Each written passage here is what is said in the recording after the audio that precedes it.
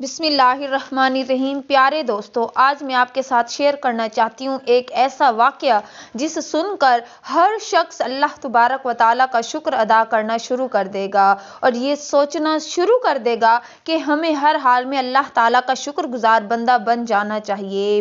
ایک دفعہ کا ذکر ہے کہ ایک کوا اڑتا ہوا جا رہا تھا۔ اس نے دیکھا کہ اس کے پاس سے ایک کبوتر بھی اڑتا ہوا جا رہا ہے۔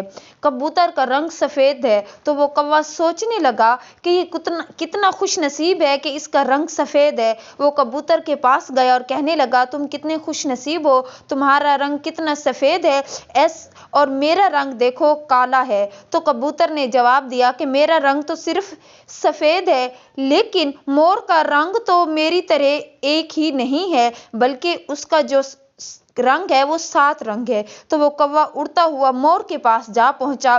مور کو دیکھا کہ مور چڑیا گھر میں پنجرے میں قید ہے اور بہت سے لوگ اسے دیکھنے کے لیے آئے ہوئے ہیں اور ان میں بہت سے لوگ ایسے ہیں جو ٹکٹ خرید کر اسے دیکھ رہے ہیں۔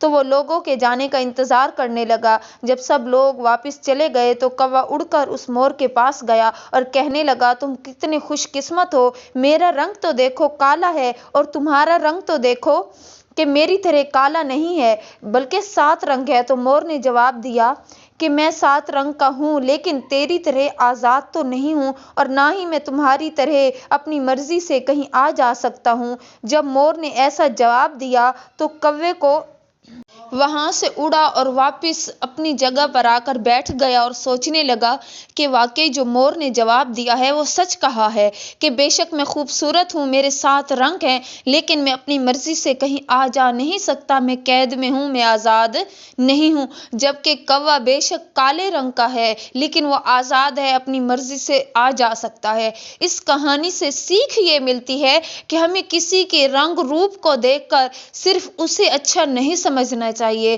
بلکہ اللہ تبارک و تعالیٰ نے ہمیں جس حال میں رکھا ہے یا پھر ہمیں جو رنگ عطا کیا ہے یا جو خوبیاں عطا کی ہیں، ہمیں اسی میں خوش رہنا چاہیے، کیونکہ ہر چمکتی چیز سونا نہیں ہوتی۔ جیسے مور 7 رنگ کا تھا لیکن وہ آزاد نہیں تھا، قید میں تھا، اسی طرح ہمیں بھی اللہ کا شکر ادا کرنا چاہیے کہ اللہ نے جو چیز پیدا کی ہے وہ بے شک بڑے کام کی ہے، بیکار نہیں ہے۔